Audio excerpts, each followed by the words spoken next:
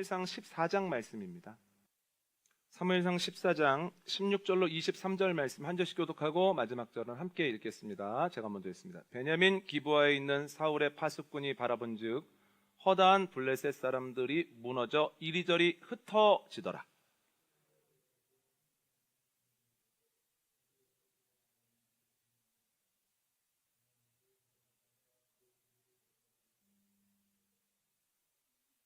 사울이 아히야에게 이르되 하나님의 궤를 이리로 가져오라 하니 그때 하나님의 궤가 이스라엘 자손과 함께 있음이니라.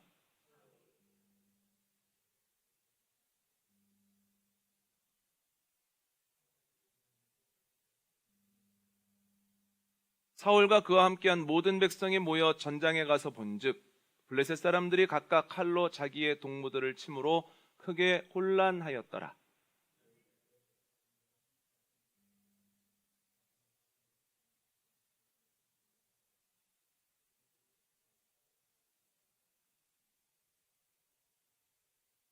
에브라임 산지에 숨었던 이스라엘 모든 사람도 블레셋 사람들이 도망함을 듣고 싸우러 나와서 그들을 추격하였더라.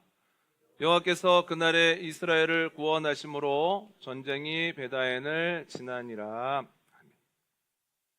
요나단과 그의 부관이 전쟁은 하나님께 속했다는 믿음과 하나님의 때가 되면 승리하다는 믿음을 가지고 블레셋 진영으로 나아갑니다. 20명가량을 쓰러뜨리죠. 그랬더니 블레셋 진영에서 큰 소동이 일어나기 시작합니다. 그리고 소동이 점점 커집니다. 소동이 얼마나 큰지 이스라엘 진영에서도 그 소동이 느껴질 정도였습니다.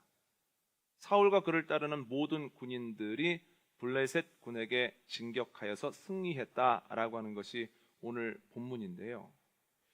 여러분, 이스라엘군의 규모가 얼마나 될까요? 원래 사울이 2,000명을 지휘하다가 사무엘이 오지 않는 시간 동안 상당수가 탈영하여 600명 됐습니다. 요나단이 이끌던 이가 1,000명입니다. 한 명의 누수 없이 600명과 1,000명이 한 군을 이뤘다고 해도 1,600명밖에는 되지 않습니다. 그런데 블레셋군은 병거가 3만이고 마병이 6천이고 보병은 셀 수도 없습니다. 아무리 혼란이 일어났다 한들 어떻게 이길 수 있나 하는 생각을 하게 되죠. 크게 생각하면 하나님의 은혜입니다. 하나님의 능력이고 전쟁은 하나님께 속해 있다라고 하는 가장 큰 증거입니다. 그러나 구체적으로 보면 어떻게 이겼을까요? 저희가 추론해 볼 수 있는 내용이 나오는데 오늘 보면 21절 한번 읽어볼까요? 함께 읽습니다. 시작. 전에 블레셋 사람들과 함께하던 히브리 사람이 사방에서 블레셋 사람들과 함께 진영에 올라왔더니 그들이 돌이켜 사울과 요나단과 함께한 이스라엘 사람들과 합하였고 아멘. 오늘 보면 이전에도 이스라엘 사람들과 블레셋군 사이에 적지 않은 전투가 있었습니다. 그런데 블레셋이 이길 때가 많았습니다. 이길 때마다 이스라엘 군사들을 포로로 끌고 간 거예요. 끌려간 사람들이 블레셋 여기저기 흩어져 살다가 전쟁이 나면 징집이 되는 겁니다. 그래서 끌려간 포로들이 징집이 되어 전쟁터에 나왔는데 여전히 나라를 사랑하고 나라에 대한 애국심이 충만한데 그런데 블레셋군의 규율이 너무 단단하고 틈이 없어서 뭘 못 해보겠는 거예요. 그런데 갑자기 그 군에 틈이 생기면서 혼란해져 버립니다. 그랬더니 눌려 있었던 이스라엘 사람들, 포로되었던 사람들이 블레셋 진영에서 옆에 있는 사람들을 치기 시작했다는 거예요. 여러분, 앞에 있는 적들을 쓰러뜨리기 위해서 온통 앞에 신경이 집중되어 있어야 되는 것 아닙니까? 내가 밀리지 않도록 뒤에서 받쳐주고 있다는 생각을 가지고 앞에만 집중할 수 있는 건데 정확한 숫자는 알 수 없지만 적지 않은 사람들이 갑자기 내 옆에서 내 뒤에서 적이 되어서 칼을 휘두르니 어떻게 앞에 집중을 하겠습니까? 불안해서 어떻게 싸우겠습니까? 그래서 블레셋 사람들이 그 힘을 잃고 흩어지기 시작했다는 거예요. 근데 그뿐이 아닙니다. 그 진영에 있었던 사람들만 도왔던 것이 아니라 탈영을 하기는 했지만 그러나 다 돌아가지 않고 에브라임 산지 여기저기 숨어있던 사람들이 그 모양새를 보고 나와서 도망가는 블레셋 사람들을 쳐서 쓰러뜨리더라는 거예요. 여러분, 이것을 통해서 알 수 있는 영적인 원리는 하나님이 이미 전쟁에서 승리할 수 있도록 준비해 놓으신 사람들이 있었다는 거예요. 이미 블레셋 진영에 준비된 사람들이 있었고 사람의 눈에 보이지는 않아도 에브라임 산지 여기저기에서 흩어짐으로 그 전쟁을 주목하고 있는 사람들이 있었다라고 하는 거죠. 그런데 하나님이 준비하신 사람들, 하나님의 은혜를 언제 볼 수 있느냐? 믿음을 가지고 앞으로 나아갈 때만 볼 수 있다라고 하는 거예요. 그래서 사울은 믿음이 없었기 때문에 못 봤고, 요나단과 부가는 믿음이 있어 나아갔을 때 하나님이 준비하신 것들, 블레셋 진영에 있는 이스라엘 사람들, 도망했으나 여전히 그 전투의 마음을 갖고 있는 적지 않은 사람들을 경험할 수 있었다라고 하는 거죠. 하나님이 준비해 놓으셨습니다. 또한 하나님께서 준비하신 것들은 앞으로 나아갈 때만 볼 수 있습니다 라고 하는 신앙적 원리는 이전에도 계속 있었다라고 하는 거예요. 오늘 본문 이전에도. 사사기 4장을 보면 이스라엘 사람들이 가나안 왕 야빈과 그 군대 장관 시스라와 싸우게 되었는데 싸워보나 만합니다. 가나안에게는 700대의 철병거가 있는데 지금의 탱크입니다. 그런데 이스라엘 사람들은 변변한 무기가 없는 거예요. 그런데 하나님께서 드보라에게 이길 것이다, 나가라고 말씀하시죠. 드보라가 믿음을 가지고 가나안 사람들에게 나가거든요. 그랬더니 하나님이 준비해 놓으셨던 큰 비가 전쟁 직전에 내리더라는 거예요. 그 큰 비로 인하여서 가나안 사람들이 자랑하던 철병거가 무용지물 되더라는 거예요. 그런데 비가 더 내렸더니 무용지물을 넘어서서 이것이 애물단지가 되더라는 거예요. 그래서 이스라엘 사람들이 가나안 사람들을 쳐서 이깁니다. 믿음을 가지고 드보라와 사람들이 나갔을 때 하나님이 준비해 놓으셨던 큰 비가 그들에게 내렸다라고 하는 거죠. 아멘입니까? 하나님이 하시는 일들이 참 놀랍다라고 하는 거죠. 하나님이 애굽에서 많은 기적을 보이시며 이스라엘 사람들에게 애굽에서 나가라고 하시죠. 그런데 모든 사람들이 믿음의 반응을 한 건 아닙니다. 가나안에 간다라고 하는 건 좋지만 뭐 먹습니까? 가나안을 가는 동안 어려운 일을 만나면 어떻게 극복합니까? 믿음이 없어서 극복하지 못한 사람들이 많거든요. 그런데 나왔을 때 하나님이 준비하신 것들이 그들에게 보이더라는 거예요. 불기둥과 구름기둥이 갑자기 그들 앞에 나타나서 그들을 인도하더라는 거예요. 반석에서 물이 터져 나오므로 그들의 수통을 채우더라는 거예요. 매일 새벽마다가 만나가 내림으로 인하여서 새벽마다 새로운 양식을 먹었다라고 하는 거죠. 여러분, 이 놀라운 일을 제가 어린 시절부터 신앙생활을 하고 부목사로 사역을 했던 교회의 원로 목사님은 광야의 식탁이라고 표현을 하셨습니다. 하나님께서 광야의 식탁을 풍성하게 차려놓으시고 이스라엘 사람들에게 나와서 먹어라 라고 말씀하신 거예요. 믿음이 있어서 나간 사람들은 광야의 식탁을 풍성하게 경험했죠. 그러나 믿음이 없었던 사람들은 그 풍성함을 경험하지 못했다라고 하는 거예요. 창세기를 보면 하나님께서 아브라함에게 100세 때 얻은 아들 이삭을 번제로 바치라고 하십니다. 아브라함이 믿음을 가지고 나아갑니다. 준비된 것이 있겠지, 준비해 놓으셨겠지. 참 놀랍죠? 그랬더니 정말 주님이 준비해 놓으신 순양이 수풀에 걸려 있더라는 거예요. 여러분, 신앙적 원리가 계속됩니다. 주님은 우리를 위해 준비해 놓으셨습니다. 아멘입니까? 준비해 놓으신 것은 부족함이 없습니다. 우리가 나아가면 그것을 보게 될 것입니다. 오늘은 대림절 두 번째 주일입니다. 지난주에 말씀드렸던 것처럼 신앙의 달력으로는 새해 두 번째 주일입니다. 신앙의 1년을 살아가게 될 것인데 믿음 가지고 나아감으로 인하여서 오늘 본문에 나오는 요나단과 그의 부관처럼, 드보라처럼, 믿음 가지고 출애굽했던 이스라엘 백성들처럼, 그리고 아브라함처럼 하나님이 준비해 놓으신 것들을 보고 경험하는 놀라운 삶을 살아가게 되어지기를 원합니다. 이러한 삶이 주님을 기쁘시게 합니다.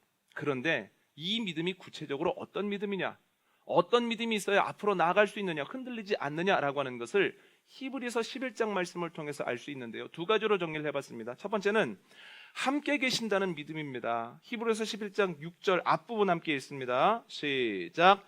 믿음이 없이는 하나님을 기쁘시게 하지 못하나니 하나님께 나아가는 자는 반드시 그가 계신 것과. 아멘. 사울이 블레셋과의 전투를 앞두고 있습니다. 사울의 눈에 보이는 것이 무엇입니까? 두 가지입니다. 첫 번째는 적군 블레셋입니다. 그들의 숫자는 많고 그들의 사기는 높아지고 있습니다. 두 번째는 무엇입니까? 자신과 함께하고 있는 아군입니다. 숫자는 적어지고 있고 사기도 점점 떨어지고 있습니다. 요나단과 부관의 눈에는 뭐가 보일까요? 자기들이 보이겠죠? 두 명이 보이고, 그리고 자신들이 싸워야 할 블레셋군이 보였다는 거예요. 그런데 이 두 가지만 보인 것이 아니라 또 하나 보이는 것이 있습니다. 함께 하시는 하나님이 보이더라는 거예요. 그래서 나아갈 수 있는 겁니다. 여러분, 요나단과 부간이 나아갈 수 있는 이유가 사울보다 용기 있어서가 아니라 전투 경험이 부족하여서 무서운 게 뭔지 몰라서가 아니라 이 두 가지 외에 함께 하시는 하나님을 볼 수 있기 때문에, 믿음으로 붙잡을 수 있기 때문에 사울은 못 나갔지만 그들은 나아갈 수 있었다는 거예요. 하나님이 계신다, 하나님이 동행하신다는 믿음이 있을 때 우리가 앞으로 나아가서 준비한 것들을 볼 수 있습니다. 여러분, 드보라도 마찬가지입니다. 전쟁을 앞섰을 때 드보라가 보는 것과 바락이 보는 것은 다르다라고 하는 거예요. 사사기 4장 한번 읽어볼까요? 사사기 4장 8절로 9절입니다. 시작. 바락이 그에게 이르되 만일 당신이 나와 함께 가면 내가 가려니와 만일 당신이 나와 함께 가지 아니하면 나도 가지 아니하겠노라 하니 이르되 내가 반드시 너와 함께 가리라. 그러나 내가 이번에 가는 길에는 서는 영광을 얻지 못하리니 이는 여호와께서 시스라를 여인의 손에 파실 것임이니라 하고 드보라가 일어나 바락과 함께 게데스로 가니라. 아멘. 바락에게 보이는 건 두 가지입니다. 첫 번째는 가나안 사람들이 가지고 있는 철병거 900기, 그리고 두 번째는 자신과 함께하는 사람들의 손에 들려있는 별 볼 일 없는 무기, 이것만 보이는 거예요. 그런데 드보라는 여기에서 하나 더 봅니다. 함께 하시는 하나님, 하나님이 계획하시고 이루실 거다라고 하는 믿음이 드보라에게는 있었다는 거예요. 그래서 바락은 못 나가는 거고 드보라는 나갈 수 있는 겁니다. 하나님의 동행과 하나님의 하실 일에 대한 믿음이 있을 때 똑같은 상황 속에서도 좌절하지 아니하고 앞으로 나아갈 수 있는 거죠. 여러분, 이스라엘 사람들도 마찬가지입니다. 여러분, 이스라엘 사람들이 광야로 나아가려고 할 때 그들의 눈에 보이는 것이 무엇입니까? 불확실성입니다. 불확실한 것 투성입니다. 어디로 가야 돼? 뭐 먹어야 돼? 뭐 마셔야 돼? 갑자기 적이 쳐들어오면 우리는 어떻게 막아내야 돼? 불확실한 것이 너무 많아서 나갈 수가 없는 거예요. 하나님께서 분명히 나가라고 하셨는데. 그런데 리더였던 모세의 눈에는 다른 것이 보이더라는 거예요. 한번 읽어볼까요? 출애굽기 3장 8절 함께 읽겠습니다. 시작. 내가 내려가서 그들을 애굽인의 손에서 건져내고 그들을 그 땅에서 인도하여 아름답고 광대한 땅, 젖과 꿀이 흐르는 땅, 곧 가나안 족속, 헷 족속, 아모리 족속, 브리스 족속, 히위 족속, 여부스 족속의 지방에 데려가려 하노라. 아멘. 하나님이 떨기나무에서 모세를 부르십니다. 뭐라고 말씀하시냐면, 내가 이스라엘 사람들의 기도를 들었고 부르짖음을 들었고 내가 그들의 고통받는 모습을 봤다. 그들을 애굽에서 건져낼 거다, 이렇게 말씀해요. 이게 첫 번째 약속이고, 두 번째는 내가 그들에게 가나안 땅을 허락하겠다, 이렇게 말씀을 하시는데, 그들에게 가나안 땅을 허락하겠다라고 하는 그 표현을 보면 그들에게 가나안 땅을 주겠다라고 말씀하시지 않습니다. 3장 8절 한번 다시 볼까요? 뒷부분에 보면 뭐라고 나옵니까? 건져내고 그들을 데려가겠다, 이렇게 얘기를 하죠. 보내주겠다라고 얘기하시는 게 아니라 데려가겠다라는 얘기를 하시는 거예요. 그러면 그들만 보내는 겁니까? 하나님이 함께 하시는 겁니까? 하나님이 함께 하신다는 거예요. 내가 너 데리고 갈게, 그러면 함께 간다는 얘기거든요. 다시 말하면 하나님이 그들을 인솔해 주신다고 약속하신다는 거예요. 여러분, 해외여행 가보셨죠? 해외여행에 인솔자가 있습니다. 인솔자의 특징이 무엇입니까? 여러 가지가 있겠지만 두 가지로 정리를 해본다면, 첫 번째는 가게 될 곳을 나보다 더 잘 안다는 거예요. 유럽 여행의 인솔자는 유럽에 대해서 잘 압니다. 지리도 알고 역사도 알고, 그래서 해줄 말도 많고 가장 좋은 곳으로 인도합니다. 성지순례를 인도하는 인솔자는 그 땅에서 오래 살았기 때문에, 많이 공부했기 때문에 한 번, 두 번, 세 번 가본 사람들보다 훨씬 많이 압니다. 그 땅에 대해서 잘 안다. 이게 인솔자의 특징입니다. 두 번째 인솔자의 특징이 무엇일까요? 가기 전에 이미 준비해 놓는다는 겁니다. 호텔도 잡아놓지 않고 식당도 예약해 놓지 않고 가면 있을 겁니다. 다 먹을 수 있습니다 하지 않아요. 이미 여행 가기 전에, 그것에 도착하기 며칠 전부터 혹은 몇 달 전부터 이미 숙소가 잡혀 있고 이미 먹을 식당이 잡혀 있고 어려운 일이 있을 때 어떻게 해야 되는지 대책이 세워져 있다는 거예요.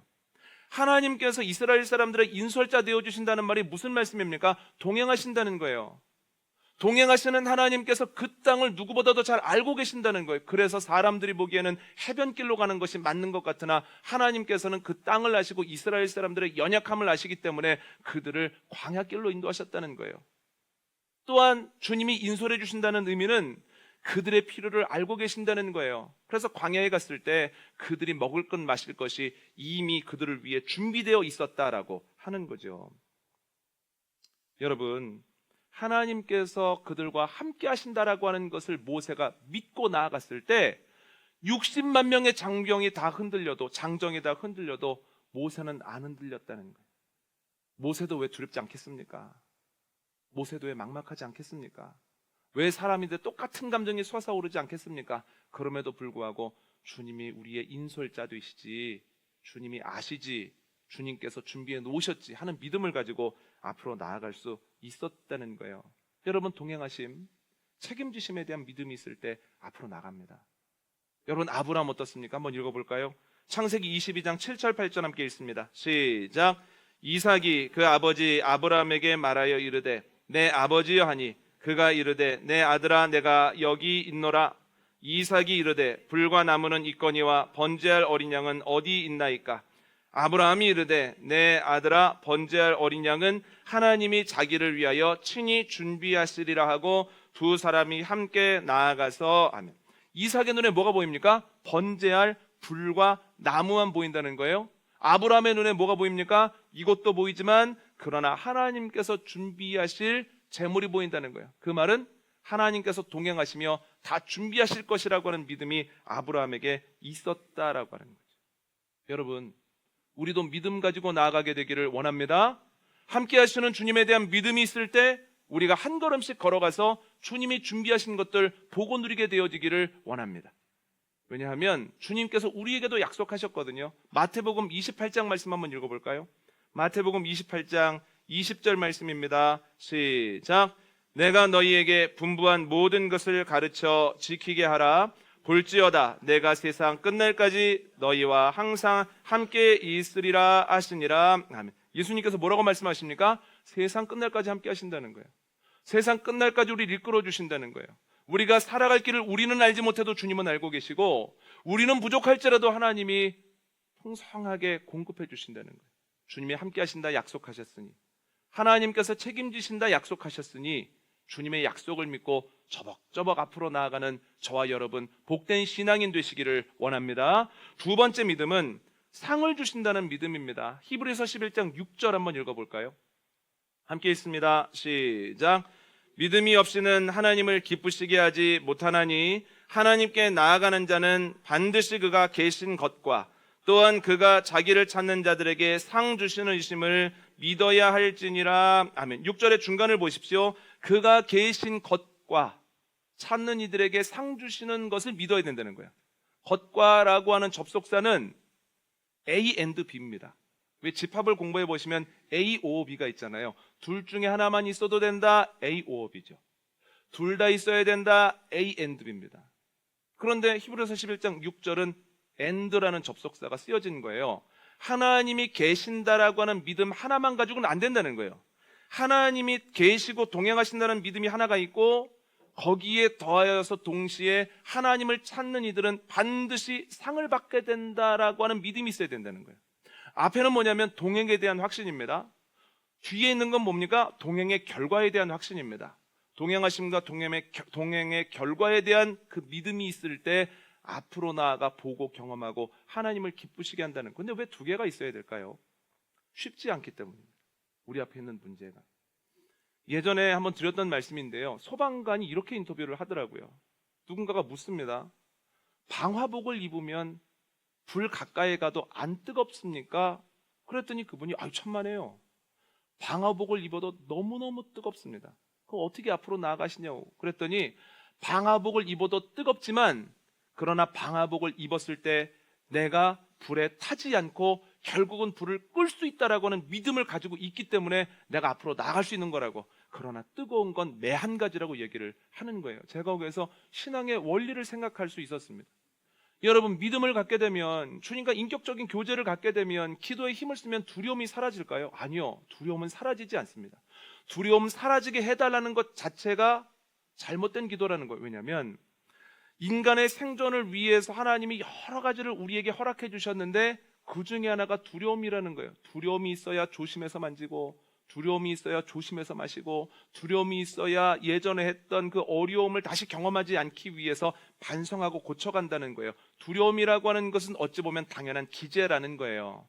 그래서 우리가 믿음을 갖고 있지 않으면 두려움에만 반응합니다. 생존에만 힘을 쓰죠. 그런데 우리가 믿음을 갖게 되어주는 순간부터 이 두려움이라고 하는 기제와 믿음이라고 하는 그 확신이 싸우기 시작한다는 거예요. 마음속에서 두 마음이. 모든 사람은 똑같습니다. 목사님은 싸움이 없을 거예요. 아니요, 치열합니다. 저분은 신앙생활 오래 하셨으니까 곤란하지 않을 거예요. 아니요, 매번 이 마음이 넘어졌다 일어섰다를 반복합니다. 성경에 나오는 인물들도 똑같습니다. 제가 생각을 해봤습니다. 요나단과 부과는 어떤 두 마음의 싸움을 경험했을까? 전쟁은 하나님께 달려있다라고 하는 그 믿음과, 그래도 블레셋 사람들은 너무 많아라고 하는 문제 앞에서의 두려움이 계속해서 싸웠을 거예요. 드보라는 어떻습니까? 하나님께서 이기게 하실 거야, 구체적인 계획을 알려주셨어라고 하는 믿음과, 그래도 철병거를 어떻게 당해? 우리에게는 철병거가 한 대도 없는데 어떻게 철병거를 넘어서? 라고 하는 그 두려움 사이에 싸움이 치열했을 거예요. 이스라엘 사람들은 어떻습니까? 하나님께서 모든 것을 준비해 놓으셨어, 하나님께서 먹이실 거야, 마시게 하실 거야 라고 하는 믿음과, 그래도 장정만 60만 명이야, 가족들 합치면 200~300만 명이야, 그들이 어떻게 먹으면서가 라고 하는 그 규모에 대한 두려움에 또 싸웠을 겁니다. 아브라함은 어떻습니까? 하나님 그러신 분 아니야, 자녀를 제물로 받는 분 아니야 라고 하는 믿음과, 그러면 모리아산을 다 도착할 때까지 왜 하나님은 한마디도 안 하셔? 왜 내 기도에 응답하지 않으셔? 라고 하는 두려움이 싸웠을 거예요. 계속해서 두 마음이 싸우죠. 그런데 저희가 나눈 신앙의 선배들 어떻게 합니까? 믿음과 문제, 그 두려움의 싸움 앞에서 그 믿음으로 나아감으로써 결국은 승리하더라는 거예요. 무엇에 대한 믿음이냐면, 이 동행의 결론은 승리라는 겁니다. 문제 크지? 그러나 하나님이 더 크셔. 문제 어렵지? 그러나 하나님께서 풀어내셔. 문제가 너무너무 어렵게 나를 만들지? 그러나 주님께서는 이 문제를 간증으로 만들어 가실 거야 라는 믿음의 반응을 할 때 우리가 포기하지 않고 앞으로 나아간다는 거예요. 지난 주간에 라오스 벅게오에 있는 드림스쿨에 다녀왔습니다. 자세한 말씀은 다음 주 오후 예배 때 말씀도 드리고 성경 보고도 드리고 영상도 보여드리고 그리고 사진도 몇 보여드릴 예정입니다. 다음 주에는 최대한 많은 분들이 또 오후 예배 때 현장에서 좀 참여를 해주시면 좋을 것 같은데요. 그런데 오늘 간단히 말씀을 나누고 싶은 것이 있어요. 거기에서 이준상 선교사를 저는 처음 만났습니다. 동기기는 한데 과가 달라요.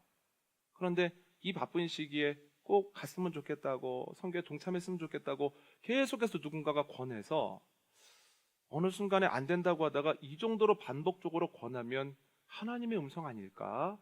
하나님의 음성이 아니라도 저렇게 애타게 같이 가자고 하는데 한번 같이 가야 되겠다 하는 마음을 가지고 다녀온 거거든요. 제가 느낀 게 뭐냐면, 저는 동기에게 존경하는 마음을 가져본 게 처음입니다. 열심히 하네, 대단하네, 요 정도는 많이 느끼거든요. 좋은 동기들을 보면서. 그런데 하고 있는 사역도 보고 또 이야기를 나누는 가운데에서 영적인 통찰이라든가 걸어온 길들에 대한 얘기를 아주 소박하게 나누는데, 얘기를 나누면 나눌수록 그냥 대단한 정도가 아니라 너무 존경스러운 사람이다. 동기에게 그런 생각을 했습니다. 어느 정도까지였냐면, 내가 예수님 따라가는 건 생각할 수도 없고 예수님 너무 멀리 계시면 이 친구 뒤라도 보고 따라가야 되겠다, 이런 생각을 가지게 됐습니다. 그런데 그 이유를 크게 정리해보니, 오늘 설교의 틀에서 한번 정리를 해보자면 그런 마음이 든 게 두 가지 이유 때문인데, 첫 번째는 하나님의 동행하심에 대한 믿음이 너무 단단해요. 이준상 선교사의 그 믿음이 태국과 라오스에서 1년씩 어학연수를 받은 거예요. 어학연수를 받고 하나님께 계속 기도하는 겁니다. 가족이, 하나님 어디로 가면 좋겠습니까? 태국을 가면 좋겠습니까? 라오스로 가면 좋겠습니까? 그러더니 자꾸만 마음을 아내와 함께 주시는 것이, 라오스가 더 어렵지 않니? 라오스가 더 아무것도 없지 않니? 하는 마음을 자꾸 주시더래요. 그래서 라오스로 들어갔습니다. 이제 BNTN 지역으로 들어갔는데 하나님께서 주시는 마음이 너는 사람이 전혀 없는, 선교사들이 한 명도 없는 곳으로 가면 좋겠고 너는 더 오지로 갔으면 좋겠다. 왜냐면 너랑 네 아내는 몸이 좀 튼튼하잖니. 자꾸 그런 마음을 주시더래요. 그래서 BNTN에 머물지 않고 그때부터 차를 몰고 산악 지역을 돌아다니면서 어디가 하나님의 그 계획 안에 있는 곳일까 하면서 찾아다니는 거예요. 그러다 결국 BNTN에서 한 번도 쉬지 않으면 한 16시간 정도 걸리는 버키오 지역으로 가게 됐는데요. 선교사는 단 한 명도 없고 너무너무 이렇게 아무것도 없는 땅이라고 할까요? 아무것도 없는 땅인 거예요. 그래서 거기에서 이제 조그마한 집을 마련해서 거기에서 이제 선교를 시작하는데 뭘 하면 좋을까? 어떻게 하면 좋을까라고 생각하는 과정 중에 하나님이 인도하시더라는 거예요. 그런데 버키오 지역을 가봤더니 어떻게 거기까지 갔을까? 이런 생각이 드는 거예요. 선교팀이 왔다고 해서 자세한 건 다음 주에 말씀드리겠지만 선교팀이 왔다고 해서 그 지역에 있는 최고급 호텔이자 유일한 호텔을 숙소로 잡았더라고요. 근데 특징이 두 가지입니다. 첫 번째는 물이 나온다. 틀면. 두 번째는 쥐가 안 나온다. 이 두 가지 특징이에요. 그래서 딱 아침에 일어나는데 쥐 안 나왔지? 그래서 쥐 안 나왔다. 그 호텔이 좋은 호텔이야. 이러는 거예요. 지금 그러니 21년 전에 거기 갔을 때 어떤 환경에 있었겠습니까? 그래서 그런 환경에서 시작했어요. 그래서 제가 어디에나 하나님은 계시고 어디에 가든지 하나님 동행하신다는 마음이 단단하게 있었기 때문에 거기에서 시작을 할 수 있었겠구나 이런 생각을 하나 했고, 두 번째는 하나님을 찾는 이들에게 상 주신다는 믿음이 강력하게 있는 거예요. 하나님이 상 주신다는 믿음은 문제보다 하나님이 더 크시다는 믿음입니다. 하나님과 동행하면 결국 이 문제가 간증이 될 것이라는 믿음입니다. 내 대에 상이 주어지지 않을지라도 누군가는 내 뒤를 이어서 사역할 때 그곳에 열매가 열리게 될 것이라고 하는 그 믿음이거든요. 그래서 거기에서 사역을 하려고 보니까 공산국가이기 때문에 복음을 못 전하는 거예요. 복음을 전하는 즉시 주방입니다. 그럼 복음을 전해야 되겠는데 어떻게 전하면 좋을까? 학교만 한 게 없더래요. 그런데 문제가 뭐냐면 교육을 전공하지 않은 거예요. 종교 철학을 전공했기 때문에 교육과는 무관한 거예요. 그러면 지금부터 공부를 해서 아이들을 여러 가지 교육을 해봐야 되겠다 해서 그때부터 한 명, 두 명 이제 학교를 시작한 거예요. 21년이 지났는데 하나님께서 이런저런 인도하심에 따라서 반응을 했을 때 기가 막힌 일들도 많았지만 결국 우리들이 보기에는 영화원도 있고 유치원도 있고 초등학교도 있고 중학교도 있고 고등학교도 있고, 저희가 이번에 간 것은 아이들을 골프로 한번 대학을 보내볼까 해서 골프 컨설팅을 할 수 있는 분과 함께 가고, 또 내년 3월에는 양궁으로 올림픽에서 금메달을 땄던 분이 거기에 책임자로 오게 돼서 양궁장을 어떻게 만들어야 되나 해서 땅을 또 이렇게 봐놨더라고요. 이런 과정을 보면서 제가 깜짝 놀랐습니다. 거기에서 사람들이 이제는 라오스에서 가장 교육을 잘하는 학교 3개 중에 하나로 선정이 돼서 거기에 너무 오고 싶은 거예요. 그런데 한 번 들어오면 안 나가는 거예요. 규모를 더 키울 수는 없고 한 번 들어오면 안 나오니까 영아부에 들어온 애들이 고등학교까지 가는 거예요. 그러니까 얼마나 들어오고 싶은지 아기를 갖는 순간 들어와서 입학원서를 쓴다는 거예요. 그래서 자리가 나면 우리가 좀 들어가게 해달라고. 제가 그 모습을 보면서 문제가 정말 한두 가지가 아니었지만 그 문제가 무엇일지라도 하나님이 더 크시다라고 하는 것을 믿고 앞으로 나아갔구나. 계속해서 나아가는구나. 여러분 기도해 주시기를 원합니다. 그럼 제가 이런 생각을 했습니다. 예수님께 똑같은 십자가 은혜를 받았는데 나는 너무 하나님께 미진하게 갚고 있는 거구나. 우리의 모습을 좀 돌아봐야 되겠구나. 어떻게 하면 또 주님의 은혜를 조금이라도 더 갚아낼 수 있을까? 여러분, 그 은혜가 왜 라오스 땅이고 선교사님에게만 있겠습니까? 우리에게도 동일한 줄 믿습니다. 우리가 어디에 있든지 주님 우리와 함께 하시고, 또한 주님과 함께 하면 그 문제보다도 크신 하나님이 그 문제를 간중으로 바꾸어 나가실 줄 믿습니다. 그 믿음을 가질 때 우리가 앞으로 나아갈 뿐 아니라 앞으로 나아갔을 때 주님이 승리를 위해 준비해 놓으신 것들을 보고 먹고 마시고 우리를 통해서 주님의 능력이 드러난다는 거예요. 믿음으로 무장하고 삶의 자리로 나아가 앞에 준비해 놓으신 주님의 은혜를 충만하게 경험하는 저와 여러분 되어주시기를 원합니다. 오늘 말씀 정리합니다. 요나단이 믿음으로 나아갔을 때 하나님이 승리를 위해 준비해 놓으신 것들을 경험하게 되었다는 거예요. 믿음을 가지고 있을 때 앞으로 나갈 수 있습니다. 그 믿음은 크게 두 가지입니다. 첫 번째는 주님이 나와 동행하신다는 거예요.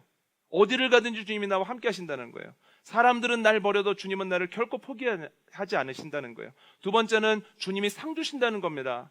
주님이 문제보다 크시고 문제를 이기게 하신다는 거예요. 여러분, 이 주님을 믿으며 나아갈 때 결국은 승리요, 결국은 주님께 영광을 돌리는 저와 여러분 되어주시기를 원합니다.